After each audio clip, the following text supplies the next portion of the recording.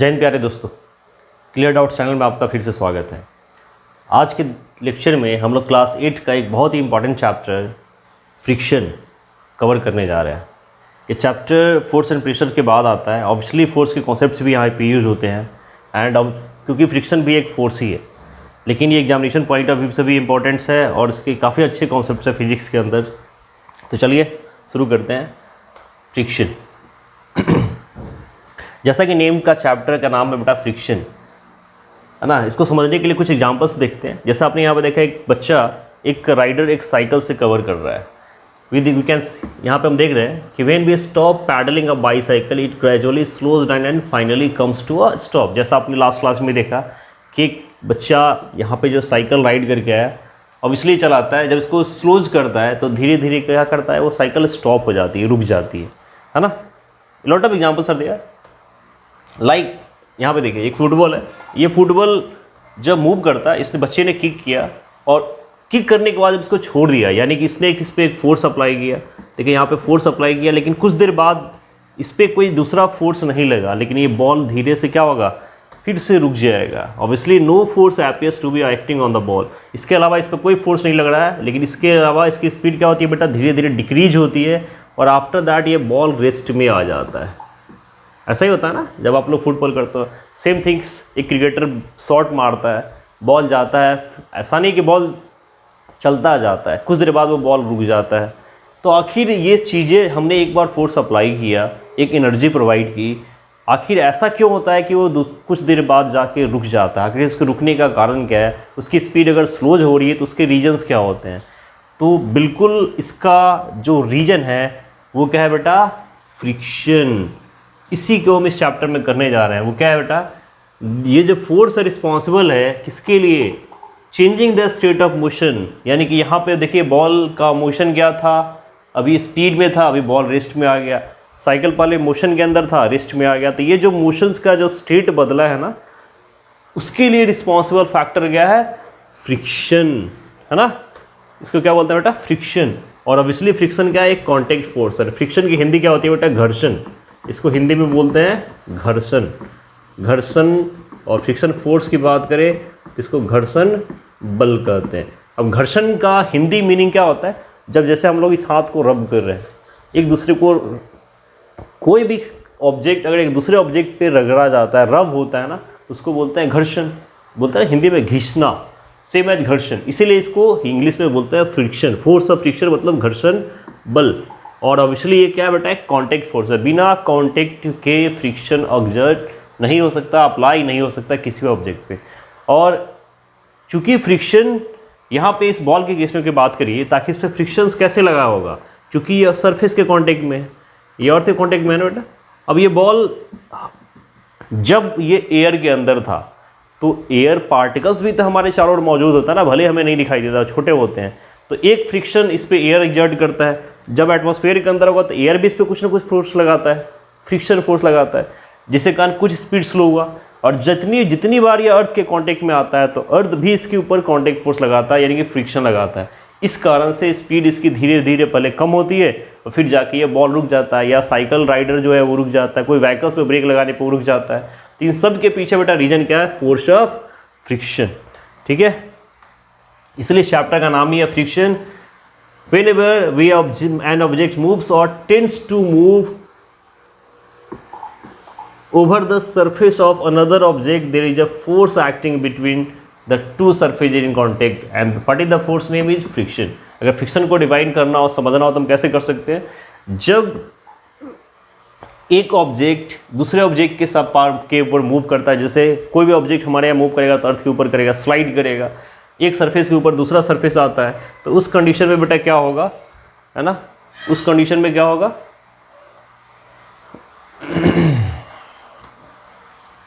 तो उस कंडीशंस में बेटा एक फोर्स है जो दोनों के बीच में अप्लाई होता है, और वो फोर्स क्या होता है, फ्रिक्शन फोर्स। यानी कि फ्रिक्शन ही वो कॉन्टैक्ट फोर्स है जो एक सरफेस से दूसरे सरफेस के बीच में लग के उसके ऊपर एक्सर्ट होगा, उसकी स्पीड, उसके स्टेट्स ऑफ मोशन को चेंज करने के लिए रिस्पॉन्सिबल होता है।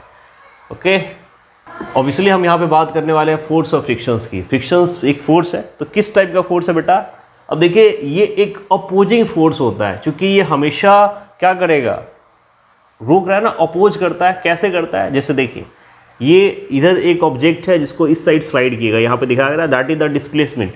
तो फोर्स ऑफ फ्रिक्शन किस साइड लगेगा, उल्टे साइड, है ना। किस साइड लिखेगा बेटा, देखिए ये इसके side force of friction apply हुआ। अगर डिस्प्लेसमेंट यानी कि किसी भी ऑब्जेक्ट को हम जिस साइड में डिस्प्लेस्ड करेंगे, मोशन में देंगे, उसका ठीक उल्टा होता है फोर्स ऑफ फ्रिक्शन। जैसे ये ब्लॉक, एक बॉल था, वो बॉल अगर इस साइड मूव कर रहा है तो फोर्स ऑफ फ्रिक्शन किसके ऊपर अप्लाइड होगा, उल्टे साइड्स में अप्लाइड होगा। जैसे हम लोग बाइक पे चलते हैं, जब हम लोग बाइक पे चलते हैं, कोई व्हीकल चलाते हैं, ब्रेक अप्लाई करते हैं तो गाड़ी क्यों रुकती है टायर, क्योंकि जो ब्रेक अप्लाई होता है उसको उल्टे डायरेक्शन में होता है, उसका अपोज करता है। इसलिए वो ऑब्जेक्ट्स, व्हीकल, वो फुटबॉल, बाईसाइकिल्स, ये ब्लॉक, ये सभी सारी चीज़ें रुकती हैं या इसकी स्पीड कम होती है। तो हम लोग क्या बोल सकते हैं कि जो फ्रिक्शन है वो क्या है बेटा, एक अपोजिंग फोर्स है, ठीक है। किसका, और वो किसका अपोज करती है, ऑब्वियसली द मोशन का, फोर्स ऑफ मोशन का, जिसमें जिस साइड में डिस्प्लेसमेंट होगा उसी का अपोज करेगा ना। ओके, तो डिस्प्लेसमेंट, फोर्स ऑफ फ्रिक्शन क्या करती है, हमेशा डिस्प्लेसमेंट का बेटा अपोज करती है। कैसे, the force of friction is always acts on the all the moving objects and its direction is always opposite to the direction of motion. क्या समझनी है बेटा आपको, जो फोर्स ऑफ फ्रिक्शन होता है वो हमेशा किस पे अप्लाई होता है, मूविंग ऑब्जेक्ट्स पे। ऑब्वियसली कोई ऑब्जेक्ट स्टेट्स में, मोशन में, तो उस पर अप्लाइड होगा, और वो किस डायरेक्शन में होगा, ये ऑलवेज अपोज करेगा डायरेक्शन ऑफ मोशन का। यानी कि जिस साइड ऑब्जेक्ट का डायरेक्शन होगा, मोशन का डायरेक्शन होगा ना, ठीक उसका अपोज करेगा कौन, फोर्स ऑफ फ्रिक्शन। इसीलिए हम बोलते हैं कि फ्रिक्शन एक अपोजिंग फोर्स होता है। आई होप आप लोगों को समझ में आ रहा होगा कि फ्रिक्शन क्या है। एक और एग्जांपल देखिए, इसके अब कारण की बात करते हैं बेटा, कि फ्रिक्शंस के कारण क्या क्या हो सकते हैं, कॉज ऑफ फ्रिक्शंस में। लेट अस सी एग्जांपल। देखिए एक इंक्लाइन प्लेन है, इंक्लाइन प्लेन मतलब होता है तिरछा प्लेन। कोई भी सीधा तिरछा जो होता है ना, जैसे स्लाइडर्स होता है, सीढ़ी होती है, ये सब क्या होता है बेटा, इंक्लाइन प्लेन होता है। जैसे यहाँ पे आप देख रहे हो एक तिरछा रखा गया ना, इस प्लेन पे एक एक्टिविटी समझिए, एक छोटा सा टॉय चाहिए, कार टॉय चाहिए, इसको यहाँ से छोड़ा गया, यहाँ देखिए। तो जब ये ऑब्जेक्ट्स यहाँ से गया तो इसका डिस्टेंस देखिए गया, अभी यहाँ से बेटा ये डिस्टेंस कवर कर रहा है। ये होता है क्या, due the force of friction of the wooden surface the car comes to rest. Obviously इस इंक्लाइन प्लेन पे चूंकि नीचे था, इसको एक एक्सेलेरेशन मिला, ये कुछ देर तक आगे स्लाइडर्स के बाद मूव किया। तो इस समय और ये रुका क्यों, क्योंकि यहाँ पे सरफेस, ये चलेगा तो सरफेस के ऊपर ही चलेगा ना। तो ये जो वुडन सरफेस है, ऑब्वियसली उसने एक फोर्स ऑफ फ्रिक्शन लगाया किसके ऊपर, इस कार के ऊपर, और इस कारण से ये कार कुछ देर आगे जाके रुक गया। तो जितनी बार ये रुका ना, इस कंडीशन में इसका डिस्टेंस मेजर करिए, ठीक है। इस कंडीशन में क्या होगा बेटा, इसका हम डिस्टेंस देखेंगे कितना डिस्टेंस कवर कर रहा है। अब क्या करना है, सपोज कुछ भी डिस्टेंस रहा, मान लीजिए फर्स्ट कंडीशन थी हमारी, फर्स्ट कंडीशन में सपोज डिस्टेंस है इसका 2 मीटर, ठीक है।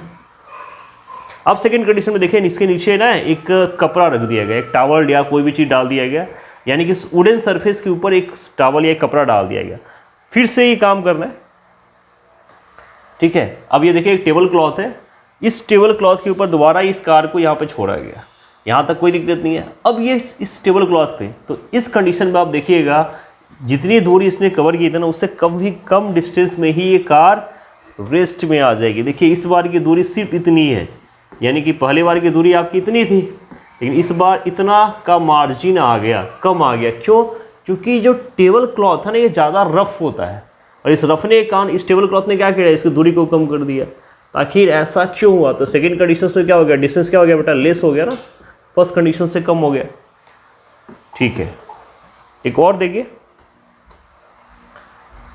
तो ये जो फर्स्ट कंडीशन थी और ये बेटा सेकेंड कंडीशन से, तो आखिर ऐसा हुआ क्यों, फर्स्ट कंडीशन में इसने ज़्यादा डिस्टेंस कवर किया, सेकेंड डिस्टेंस में कम किया, ताकि इसके पीछे फैक्टर क्या है, इसके पीछे फैक्टर है बेटा सरफेस, सरफेस है ना, सरफेस। कौन सा सरफेस, कॉन्टेक्ट सरफेस। जिस सरफेस के कॉन्टेक्ट में वो फ्रिक्शन लग रहा होगा, वो उसी सरफेस की हम बात करें ना। सरफेस मतलब पता है सतह, जैसे हमारा अर्थ हो सकता है, अर्थ के ऊपर आप टेबल क्लॉथ डाल दिए तो ऑब्वियसली उस समय सरफेस टेबल क्लॉथ है। तो इस सरफेस के कारण बेटा ये डिस्टेंस हुआ कम, ठीक है। क्यों हुआ, रफनेस ऑफ सरफेस, ठीक है ना। यहाँ पे क्यों हुआ बेटा, सरफेस के रफनेस के कारण। यानी कि पहला कॉज क्या आ गया बेटा, जब force of friction depends on the nature of the two surfaces in contact. Surface कैसा है, अब नेचर का मतलब क्या है, देखिए जनरली सरफेस होते हैं दो टाइप के। पहला हो सकता है आपका स्मूथ सरफेस, ठीक है, पहला सरफेस क्या होता है बेटा, स्मूथ, या जिसको आप लोग प्लेन सरफेस भी कह सकते हो। और दूसरा सरफेस होता है बेटा आपका रफ सरफेस, ठीक है, रफ सरफेस मतलब जो उबड़ खाबड़ खुरदुरा होता है ना उसमें। तो ये स्मूथनेस या प्लेननेस या रफनेस दोनों एक तरह से सरफेस ही होता है। तो यहाँ पे जो फोर्स ऑफ फ्रिक्शन है ना, वो सबसे पहले इन दोनों सरफेस पे डिपेंड करेगा कि सरफेस कितना स्मूथ या प्लेन है या कितना रफ है। ऑब्वियसली अगर टेबल क्लॉथ वुडन की तुलना में ज़्यादा रफ था, इसलिए डिस्टेंस कम हो गया। यानी कि किसी भी ऑब्जेक्ट में फ्रिक्शंस की वैल्यू लगती कैसे है, अगर सरफेस आपका जितना स्मूथ या प्लेन होगा, जितना स्मूथ या प्लेन होगा फ्रिक्शन उतना कम होगा, और जितना सरफेस रफ होगा बेटा उतना ज़्यादा फ्रिक्शन हो जाएगा। इसीलिए पहला फैक्टर यहाँ पे क्या है, पहला फैक्टर बेटा नेचर, मतलब वो रफ है या प्लेन है। और कोई फैक्टर हो सकता है क्या, ऑब्वियसली ये अपनी समझ में आ गया। तो रफनेस क्या होगा बेटा, जब एक कंडीशंस में रफनेस डिक्रीजेज है, जब रफनेस डिक्रीज होगा, और दूसरा में क्या, फोर्स ऑफ फ्रिक्शन। तो ये कब हो रहा है बेटा, जब यहाँ पे रफनेस कम हो गया, इसका मतलब जब सरफेस प्लेन है तो फोर्स ऑफ फ्रिक्शन भी कम हो गया। जब यहाँ पे रफनेस बढ़ा, मतलब सरफेस रफ है, तो फोर्स ऑफ फ्रिक्शन भी इंक्रीज हो गया। ये कंक्लूजन है यहाँ पे, ठीक है ना। तो इसको याद रखिएगा बिल्कुल।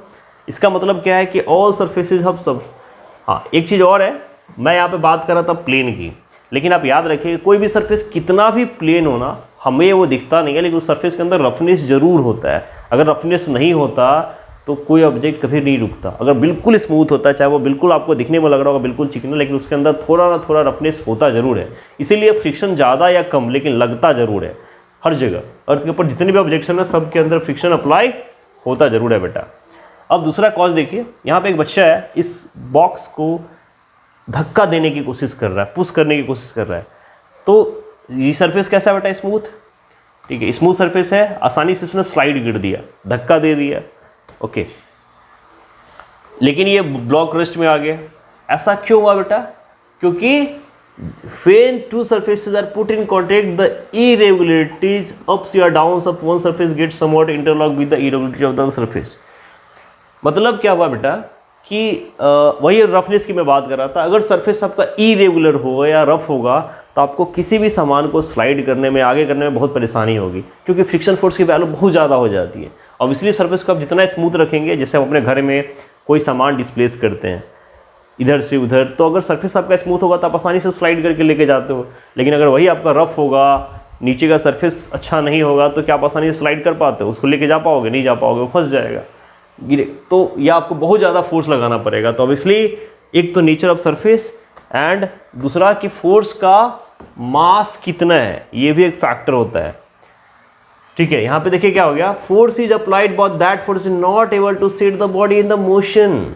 जैसे एक छोटे से एग्जांपल समझते हैं, एक कार है,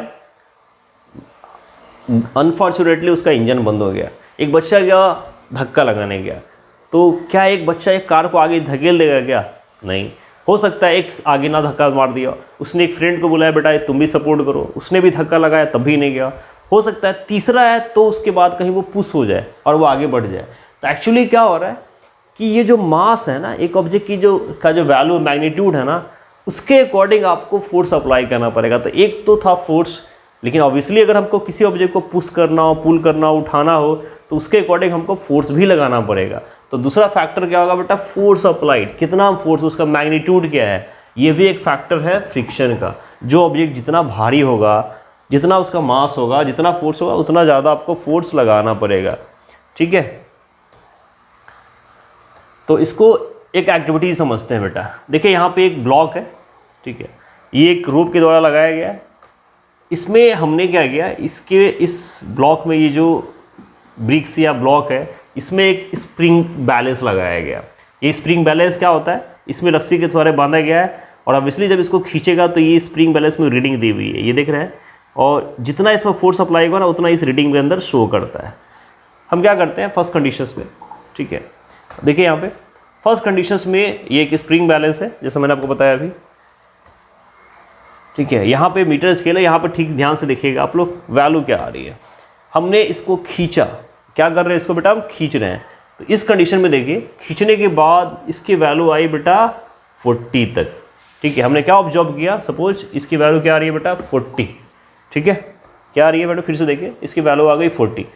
किस कंडीशन में? जब ये डायरेक्टली सरफेस वुड के ऊपर है, इस वुड प्लेन के ऊपर है, उस कंडीशंस की बात हो रही है।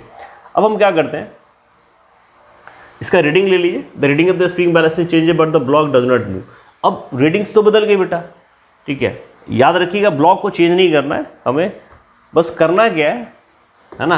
अब क्या करेंगे, इसके ना इस वुडन सरफेस के ऊपर यहाँ पे देखिए, इस रीडिंग पे जब इसकी रीडिंग 40 थी, ठीक है, ठीक से देखिए, जब इसकी रीडिंग बेटा 40 थी तो उस केस में उसने स्लाइड कर लिया। अब यहाँ पे देखिए डबल ब्रिक्स डाला गया है। डबल ब्रिक्स डालने के बाद इसको ट्राई करिए, जब इसमें फोर्स लगाते हैं तो इस केस में देखिए फोर्स कितना हो गया बेटा, 80। यानी कि जैसे फर्स्ट कंडीशन में जब 1 ब्रिक था तो हमको फोर्स लगाना पड़ा 40 न्यूटन का, मान लीजिए। जैसे ही ब्रिक्स की कैपेसिटी बढ़ी, स्प्रिंग बैलेंस पे शो क्या कर दिया, 80 न्यूटन का फोर्स यहाँ पे अप्लाई लगाना पड़ा है। इसका मतलब जैसे ही मास बढ़ा, वैल्यू बढ़ गई ना, फोर्स ज़्यादा बढ़ाना पड़ा, फोर्स ग्रेटर करना पड़ा, ठीक है। तो इस एक्टिविटी से आप ये बता सकते हो कि जो फोर्स ऑफ फ्रिक्शन है ना, ये भी फोर्स कितना हम अप्लाई करते हैं एक ऑब्जेक्ट पे, एक, और ऑब्वियसली फोर्स किसके हिसाब से लगेगा, उस ऑब्जेक्ट के मास के हिसाब से, वेट के हिसाब से। जैसे अब एक कार को धक्का लगाना और एक ट्रक को धक्का लगाना, तो क्या सेम फोर्स अप्लाई करना पड़ेगा? एक कार को 2 या 3 लोग मार के धक्का मार सकते हैं, लेकिन एक ट्रक को मारना हो तो क्या मार पाओगे क्या? ट्रैक्टर को मारना हो मार पाओगे क्या? तो इसलिए वहाँ पे चेंज किया हुआ, सरफेस तो वही है, चेंज किया गया है वजन, मैग्नीट्यूड। तो दूसरा फैक्टर होता है बेटा मैग्नीट्यूड। तो ये 2 फैक्टर होते हैं बेटा जो फोर्स ऑफ फ्रिक्शन को अफेक्ट करते हैं। तो यहाँ पे रीडिंग्स क्या बता रही है ब्लॉक्स ऑफ वुडन सरफेस की? यहाँ देखिए स्लाइड हुआ इतनी रीडिंग में, तो वो रीडिंग्स क्या बताती है कि अकॉर्डिंग टू द फोर्स भी वेट के हिसाब से आपको फोर्स अप्लाई करना पड़ेगा। तो ये 2 मेन फैक्टर्स थे। अब देखिए स्प्रिंग बैलेंस क्या है, थोड़ा सा ये जान लेते हैं। स्प्रिंग बैलेंस एक सिंपल डिवाइस है that can use for measuring the force of acting on an object. इस टाइप का दिखता है बेटा। ऑब्वियसली यहाँ पे देख रहे हैं एक रीडिंग है 0, 20, 40, 60, 18। जैसे जैसे खींचेंगे, जैसा फोर्स अप्लाई होगा उसके अकॉर्डिंग ये रीडिंग बढ़ेंगे। और ये सिंपल सा डिवाइस है जो कितना फोर्स अप्लाइड हो रहा है एक ऑब्जेक्ट पे, उसको ये मेजर करने के लिए यूज किया जाता है। तो पूछा जाता है, इसके बारे में मैं बता सकते हैं। इसके अंदर क्या होता है, it consist of A coiled spring. इसके अंदर देख रहे हैं कि स्प्रिंग लगा होता है, ये जो देख रहे हैं ना, इस टाइप का एक क्वाइल्ड स्प्रिंग लगा होता है, which gets stretched when a force is applied to it. जैसे स्प्रिंग होता है ना, सेम उसी तरीके से जब इसको खींचते हैं तो वो स्प्रिंग स्ट्रेच होगा, वहाँ पे एक ताकत लगाना पड़ता है। तो सिंपली इसके अंदर क्वाइल्ड स्प्रिंग होता है, इसलिए इसका नाम स्प्रिंग बैलेंस है, ठीक है। ये रिंग है, यहाँ देख रहे होंगे। और जब स्ट्रेच करते हैं, ये पॉइंटर है जहाँ पे ऑब्जेक्ट होता है, यहाँ पे इस स्केल है, ग्रेजुएट स्केल है जो आप लोगों को दिखा रहा है, ठीक है। और फोर्स का ऐसा यूनिट क्या होता है बेटा, न्यूटन।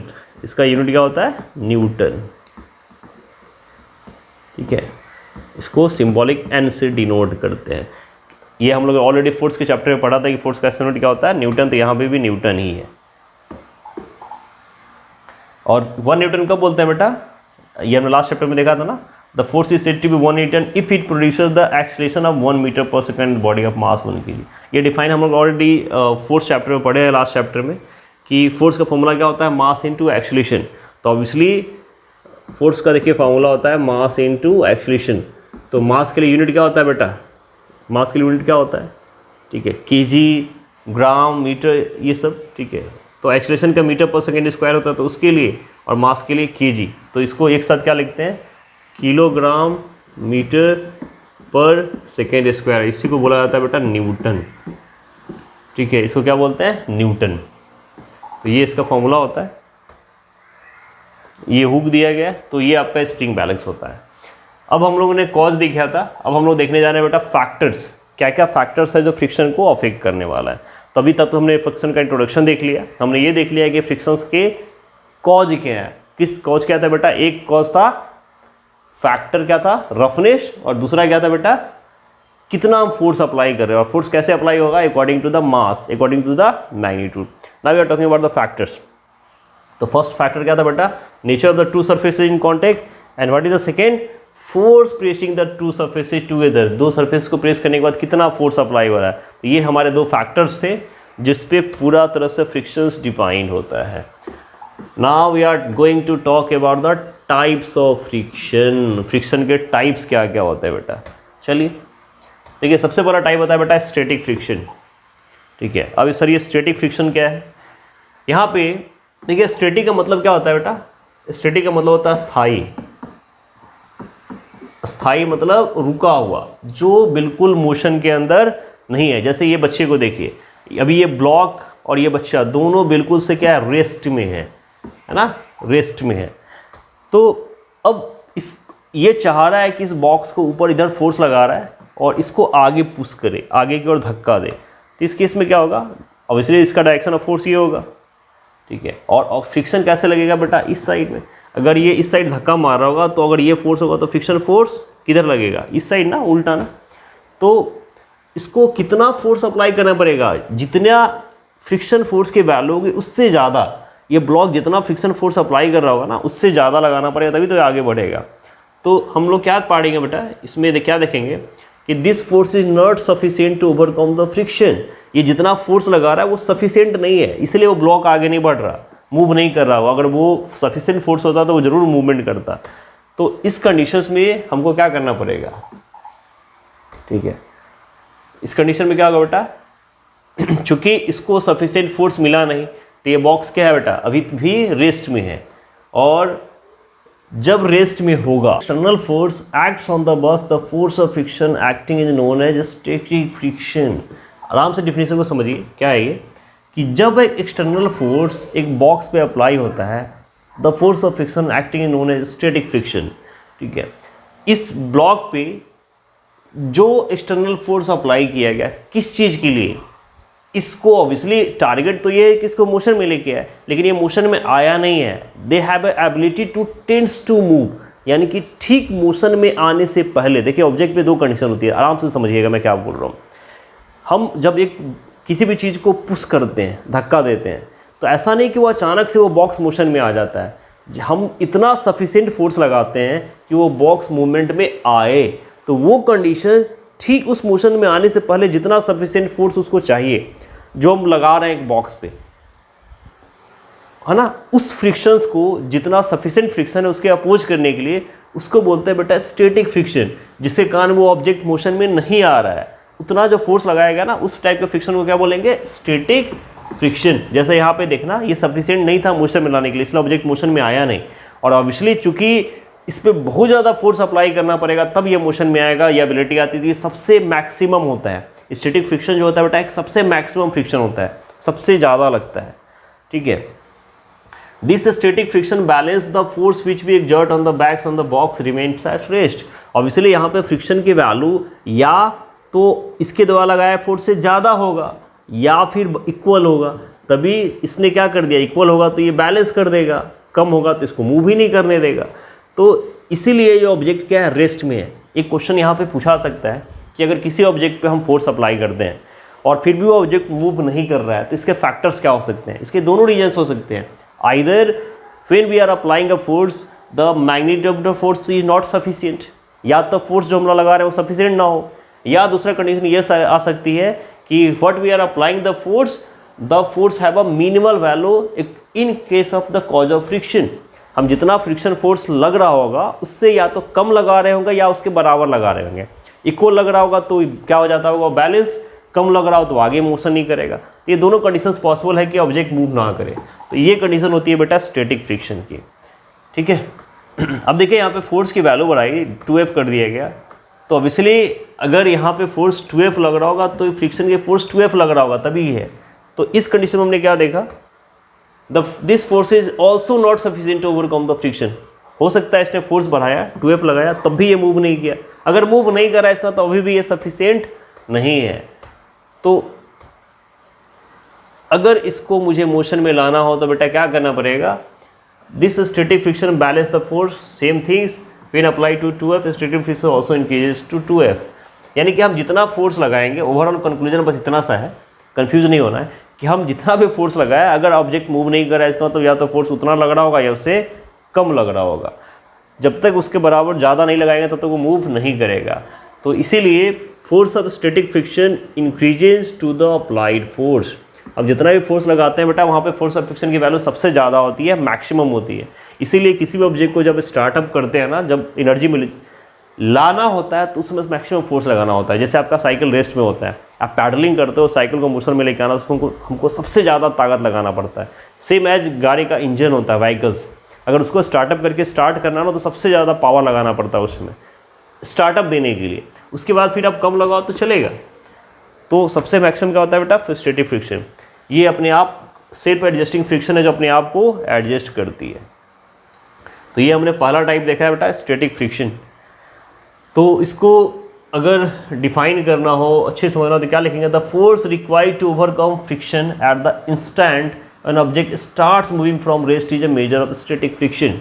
जो मैंने आपको अभी समझाया था कि इतना सफिशिएंट फोर्स या इंस्टेंट फोर्स जिसमें एक ऑब्जेक्ट क्या करे, रेस्ट से मोशन में अप्लाइड करे आएगा, वो स्टैटिक फ्रिक्शन के अंदर आएगा। इसीलिए यहाँ पे लिखा गया टेंड्स टू मूव। नेक्स्ट हमारा दूसरा टाइप है बेटा स्लाइडिंग फ्रिक्शन। देखिए इसका नाम है स्लाइडिंग। स्लाइड मतलब क्या होता है, फिसलना। स्लाइड को हिंदी में क्या बोलते हैं बेटा, फिसला, फिसलना। और फिसलने का मतलब समझते हो, जब जैसे ये सरफेस है, मैं यहाँ पे इस पर स्लाइड कर रहा हूँ, ठीक है, तो ये फिसल रहा है, एक हाथ को दूसरे हाथ पे फिसल रहा है, तो ये इसको बोलते हैं फिसलना। एक सरफेस के ऊपर कोई स्लाइड करता हो तो उसको फिसलना। फिसलना, दौड़ना, भागना, ये सब अलग चीज़ें होती हैं। यहाँ पे हम बात कर रहे हैं स्लाइडिंग फ्रिक्शन की। तो जब यहाँ पे देखिए ये बॉक्स है, ये बच्चा डायरेक्शन ऑफ फोर्स है, सेम थिंग्स है। यहाँ पे फोर्स न्यूटन 3F लगा दिया। इस केस में वो क्या देख रहा है कि ये सरफेस के ऊपर स्लाइड कर गया। देखिए अभी तक जब उसने 2F अप्लाई किया था, स्टैटिक फ्रिक्शन के अंदर में क्या था बेटा, जब 2F अप्लाई किया तो ये मूव नहीं किया। जैसे ही उसने 3F अप्लाई किया, फोर्स को थोड़ा सा और बढ़ाया, या बॉक्स स्लाइड होकर आगे आ गया। तो अब इसलिए इस सरफेस के ऊपर क्या कर रहा है, वो स्लाइड कर रहा है, इसलिए इसको बोलते हैं स्लाइडिंग फ्रिक्शन। तो 2F लगाने के बाद भी वो मूव नहीं किया, लेकिन जैसे ही 1 न्यूटन, 3F और 2F में कितना मार्जिन है, 1F का, मात्र 1 न्यूटन का ज़्यादा मार्जिन है, और सिर्फ 1 न्यूटन लगाने पर वो ऑब्जेक्ट स्लाइड कर गया। इसका मतलब है कि स्टैटिक फ्रिक्शन में मैक्सिमम फ्रिक्शन लगाना पड़ता है। उसके कंपैरिजन करें तो स्लाइडिंग फ्रिक्शन में कहीं कम फ्रिक्शन लगाने के बाद ही ऑब्जेक्ट मूव कर जाएगा, स्लाइड कर जाएगा, ठीक है। तो इस टाइप का फ्रिक्शन जिससे ऑब्जेक्ट स्लाइड कर जाता हो, मूव करता हो, उसको बोलेंगे बेटा क्या, sliding friction. Obviously kinetic friction है। काइनेटिक मतलब ये होता है जब ऑब्जेक्ट मोशन में आए, तो ये क्या होगा, एक काइनेटिक फ्रिक्शन होगा, ठीक है। तो इसको क्या बोल सकते हैं, डिफाइन कैसे करेंगे, the force required to keep the object moving with the same speed is a measure of sliding. वो इतना फोर्स जो एक ऑब्जेक्ट को स्लाइड करने के लिए रिस्पॉन्सिबल होता है, स्लाइड करा दे, स्लाइड कराए, उसको हम बोलेंगे स्लाइडिंग फ्रिक्शन। और अगर कंपैरिजन करें तो स्टैटिक फ्रिक्शन से स्लाइडिंग फ्रिक्शन क्या होता है, लेस वैल्यू होता है, कम लगाना पड़ता है। इसकी ये सबसे ज़्यादा लगेगा, उसकी तुलना में स्लाइडिंग फ्रिक्शन कम लगेगा। तो इन दोनों में क्लियर है बेटा। जैसे यहाँ पे एक एग्जाम्पल दिया गया, देखिए एक एक्टिविटी है स्टैटिक एंड स्लाइडिंग फ्रिक्शन को समझने के लिए। देखिए एक ब्लॉक है, ठीक है, आराम से समझिए। इस ब्लॉक को हमने क्या किया, एक वेट ऐड कर दिया है, एक पैन की। देख रहे हैं इस वेट से ना, एक ये रस्सी लगी हुई है, एक पैन लगा हुआ है, इस पर कुछ वजन रखा हुआ है, ठीक है। और यहाँ पे देखिए बीच में एक साइकिल है, यहाँ पे चारों हुक लगा हुआ है ताकि वो मूवमेंट आगे ना जा पाए। अब देखिए इसमें एक वेट और डाला, अभी तक इसने स्लाइड नहीं किया, अभी तक ये देखिए स्टैटिक में है। देख रहे हैं, हमने एक वेट बढ़ाया, कोई नहीं है, थोड़ा सा वेट हमने एक बॉल और डाला, अब देखिए ये फोर्स क्या हो गया, स्लाइड कर गया। यानी कि जब तक 2 था तब तक ये स्लाइड नहीं किया, लेकिन जैसे इसके अंदर तीसरा बॉल हमने डाला, ये स्लाइड होके आगे आ गया। यानी कि अब ये सफिशिएंट फोर्स है जो इसको स्लाइड कराता है। तो यही है स्टैटिक एंड स्लाइडिंग फ्रिक्शन।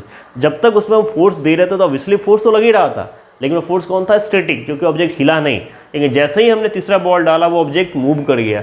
तो हम क्या बोल सकते हैं कि वो स्टैटिक से स्लाइडिंग फ्रिक्शन में आ गया। और ये हुआ क्यों, कुछ वेट ऐड करने के कारण, बस थोड़ा सा वेट। इसीलिए स्टैटिक में मैक्सिमम फ्रिक्शन होता है, जबकि स्लाइडिंग में उसकी तुलना में काफ़ी कम फ्रिक्शन होता है। इस एक्टिविटी से आप ये समझा सकते हो अच्छे से। तो होप ये एक्टिविटी आप लोग अच्छे से क्लियर होगी। ओके, तो नेक्स्टली हम लोग रोलिंग फ्रिक्शंस तीसरा टाइप होता है। उससे पहले थोड़ा सा ग्राफ देख लेते हैं फ्रिक्शंस का, कि यहाँ पे फ्रिक्शंस, अब देखिए बेटा यहाँ पे जब फ्रिक्शन से ग्राफ है ना, तो ये जो एक्सिस है ये आपका क्या होता है, वाई एक्सिस, और ये क्या बेटा, एक्स एक्सिस। ये आपके 2 लाइंस होते हैं जो एक्सिस को डिनोट करते हैं। जो आपका वाई एक्सिस है उस साइड हम दिखाते हैं फोर्स ऑफ फ्रिक्शन को, और ये आपका अप्लाइड फोर्स, जितना हम फोर्स अप्लाई करेंगे वो वैल्यू है, ठीक है। तो स्टैटिक फ्रिक्शन का ग्राफ देखिए ये है, बिल्कुल जो सीधा स्ट्रेट लाइन, जो आपका यूनिफॉर्म का ग्राफ होता है। ये ग्राफ किसको बताता है बेटा, ये बताता है आपको यूनिफॉर्म को। जब यूनिफॉर्म स्पीड या यूनिफॉर्म वेलोसिटी होती है, निश्चित जो चेंज ना करे, किसके हिसाब से, फोर्स ऑफ फ्रिक्शन और अप्लाइड फोर्स के हिसाब से, तो उसको बोलते हैं यूनिफॉर्म। और ये स्टैटिक फ्रिक्शन का लाइन सीधा लाइन है ना, तो यही शो करके देता है। तो इस तरह से ये ग्राफ बनेगा, ठीक है। यहाँ पे क्या होता है, static friction is equal and opposite to the applied force. चूंकि ये अप्लाइड फोर्स जितना है उतना ही स्टैटिक फ्रिक्शन लगाया गया, तभी तो ऑब्जेक्ट मूव नहीं किया, तो ये बिल्कुल इसके साथ सीधा बनेगा, इसमें कोई चेंजेज नहीं होंगे। तो ये इसका ग्राफ होता है कंपैरेटिवली। ये कब इंक्रीज करेगा बेटा, to upper limit, it can increases only un to a certain upper limit, limited friction. अब यहाँ पे देखिए ये ऑब्जेक्ट मूव करने का मूव कर रहा है, तो ये कब हो सकता है, जब अप्लाइड फोर्स कम होगा स्टैटिक फ्रिक्शन से, तब या तो डिक्रीज होगा, और ज़्यादा होगा तो ऑब्वियसली इंक्रीज करेगा फोर्स ऑफ फ्रिक्शन के अकॉर्डिंग, ठीक है। यहाँ पे देखिए एक लिमिटिंग फ्रिक्शन है, मतलब ये एक लिमिट है, इससे ऊपर वो नहीं जा पा रहा। क्यों नहीं जा पा रहा होगा, क्योंकि ऑब्वियसली उसका फोर्स उससे ज़्यादा नहीं लग रहा होगा, ठीक है। ये जो फोर्स ऑफ लिमिटिंग है बेटा, ये डिपेंड्स करता है नेचर ऑफ द सरफेस के ऊपर। ऑब्वियसली लिमिट आखिर लगाता कौन है फ्रिक्शंस के अंदर, हमने अभी स्टार्टअप एग्जाम्पल में देखा है, लिमिट का सबसे बड़ा फैक्टर क्या है बेटा, सरफेस। जो सरफेस जितना प्लेन होगा, मान लो मुझे स्लाइड करना है, जैसे आप एक छोटा सा एग्जांपल आपको समझाता हूँ वाटर पार्क का। हम लोग वाटर पार्क में स्लाइड करते हैं पानी के अंदर, तो वाटर में क्या होता है, पार्क होता है। अब सोचो उसके अंदर अगर वाटर नहीं होता तो क्या हम लोग स्लाइड कर पाते। तो आखिर ये स्लाइड का जो सरफेस वही, पूल वही, हम वही, चेंज क्या हो गया, वाटर। सिर्फ वाटर वहाँ से हटा दो, क्या आप आसानी से स्लाइड करके नीचे आ पाओगे क्या, बिल्कुल नहीं आओगे, क्योंकि वाटर वहाँ पे क्या कर रहा था, फ्रिक्शन सरफेस को स्मूथ बना रहा था। स्मूथ बनने के कारण क्या हुआ, हम आसानी से वहाँ पे मूव कर पा रहे थे, क्योंकि फ्रिक्शन की वैल्यू कम हो गई थी। तो वो जो लिमिट है ना, वो कौन लगा रहा है बेटा, वाटर, यानी कि सरफेस के कारण लिमिट लगता है, ठीक है। और वो लिमिट डिसाइड करती है कि फ्रिक्शन की वैल्यू कितनी ज़्यादा होगी और कितनी कम होगी।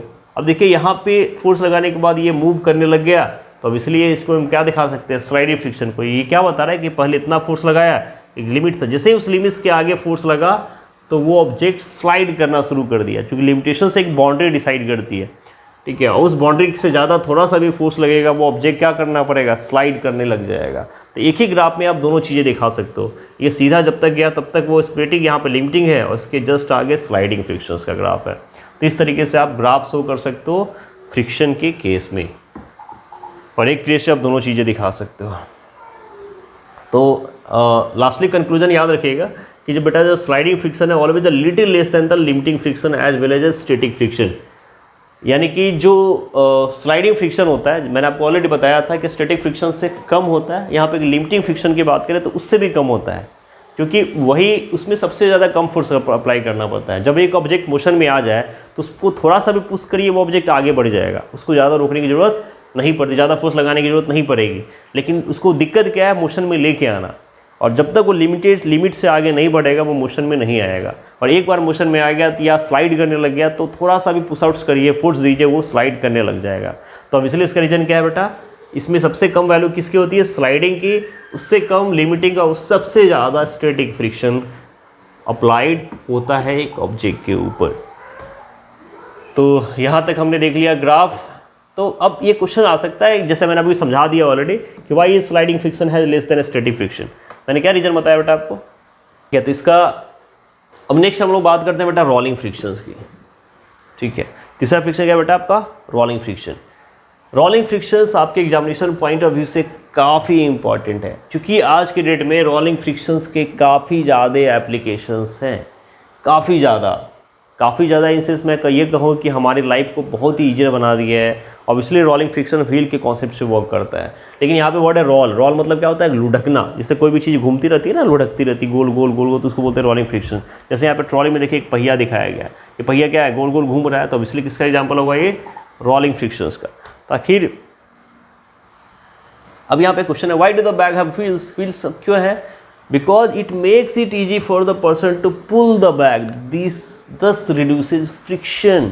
क्योंकि इस ट्रॉली में ना ये पहिए के कारण क्या है ना, वो आसानी से बैग को खींच के लेके जा रहा है। और इसलिए वहाँ पे सरफेस स्मूथ होना चाहिए, सरफेस में एक फैक्टर है, सरफेस हमेशा एक फैक्टर रहेगा, ठीक है।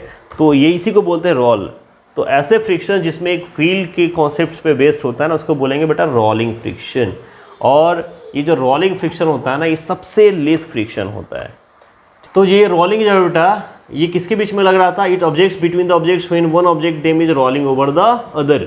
हमने यहाँ पे देखा कि ये कब हो रहा था? स्टैटिक फ्रिक्शन क्या होगा बेटा? ये तब एग्जिस्ट होता है जब दो सरफेस कांटेक्ट में होते हैं बट नो रिलेटिव मोशन हो। रोल स्लाइडिंग कब हो रहा था? जब ये दो ऑब्जेक्ट्स हो लेकिन एक दूसरे के ऊपर वो स्लाइड करता हो। और रोलिंग क्या होगा? जब एक दूसरे को रोलिंग करता। तो यहाँ पे डिफरेंस भी आप समझ सकते हो कि स्टैटिक में, स्लाइडिंग में और रोलिंग में क्या होगा। रोलिंग की चर्चा हम लोग बहुत ही ब्रीफ करने वाले हैं और सबसे ज़्यादा मैक्सिमम क्या होगा? स्टैटिक, उसके बाद स्लाइडिंग और सबसे कम रोलिंग फ्रिक्शंस। सबसे कम क्या होगा बेटा? Rolling frictions. ऑब्वियसली यहाँ पे व्हील दिखाया गया, ठीक है।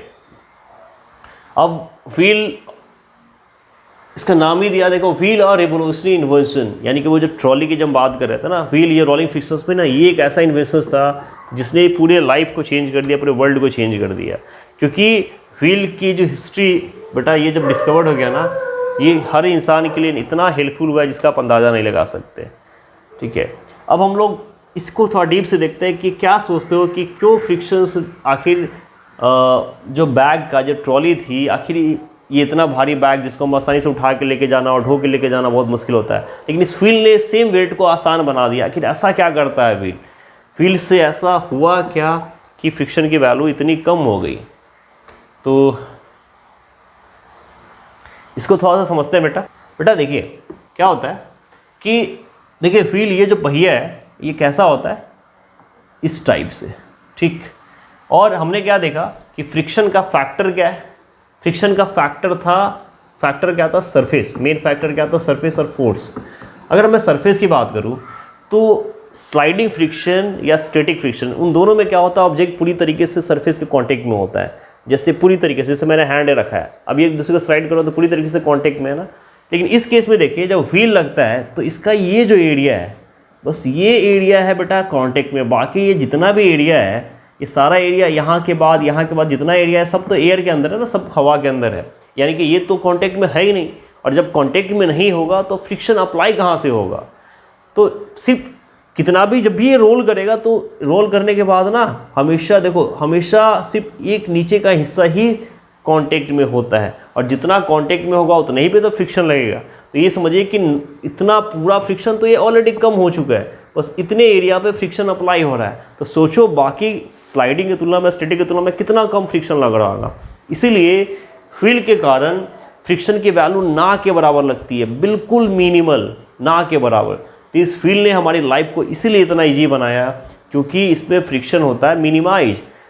इसके एक दो एग्जांपल्स नहीं है। देखिए हमारे घर में हम जितने भी हेवी इक्विपमेंट्स होते हैं, लाइक रेफ्रिजरेटर है, कूलर है, अलमीरा है, आजकल देखिए सारी चीज़ें ट्रॉलीज पे आती हैं। अगर वो नहीं होती तो पहले क्या करते थे? उसको लिफ्ट करके इधर से उधर रखने के लिए वो 10 आदमी की जरूरत पड़ जाती थी, 4 आदमी बुलाना पड़ता था, तब हम सामान से वहाँ डालते थे। आज की डेट में ट्रॉली होने के कारण आप जितनी बार घर में चाहे उसको एक कॉर्नर से दूसरे कॉर्नर, एक रूम से दूसरे रूम आसानी से शिफ्ट कर सकते हैं पुश करके। क्यों? क्योंकि उसमें लगा होता है पहिया। एक ट्रॉली है, एक छोटा बच्चा भी उसको आसानी से लेकर स्लाइड कर जाता है एयरपोर्ट पे, रेलवे स्टेशन पे। अगर उसी बच्चे को उठा के लेके जाने के लिए लेके जा पाएंगे क्या बेटा? नहीं जा पाएंगे। हमारे बैग्स में, ट्रॉली में व्हील्स आ रहे हैं। तो ये हमारे साइकिल के अंदर ही देखो पहिया होता है, व्हील है, हम आसानी से घूम के चले जाते हैं, घूमते रहते हैं। अगर पहिया हटा दिया जाए, पूरी साइकिल दी जाए, आप साइकिल चला के जा पाओगे? नहीं जा पाओगे ना। कितनी भी महंगी गाड़ी कर दो, उसमें से अगर पहिया निकाल लो तो वो गाड़ी मूव करेगी क्या? चाहे वो BMW हो, चाहे मर्सिडीज हो। तो अब इसलिए इस व्हील के कारण बहुत ही हमारी लाइफ ईजियर होगी, बहुत ही फास्ट हो गई है, कॉम्पैक्ट हो गई है। क्यों? क्योंकि इसने फ्रिक्शन फोर्स की वैल्यू को कर दिया मिनिमाइज और हमारी लाइफ को बना दिया आसान। तो ये हमारे 3 फ्रिक्शंस थे, स्टैटिक, स्लाइडिंग और रोलिंग। इसके आगे के पार्ट में भी हम बहुत ही इंपॉर्टेंट कॉन्सेप्ट्स करेंगे। फ्रिक्शन इंक्रीज कैसे होता है, डिक्रीज कैसे हो सकता है, फ्रिक्शन के वैल्यू को, इसके साथ हम लोग और भी चीज़ें देखेंगे। तो अगर ये वीडियो आप लोग को अच्छा लगा तो प्लीज़ इसको शेयर ज़रूर करिएगा, और सेकेंड पार्ट बहुत ही जल्दी मैं लेके आ रहा हूँ। तब तक बने रहिए चैनल्स के ऊपर। तब तक के लिए जय हिंद।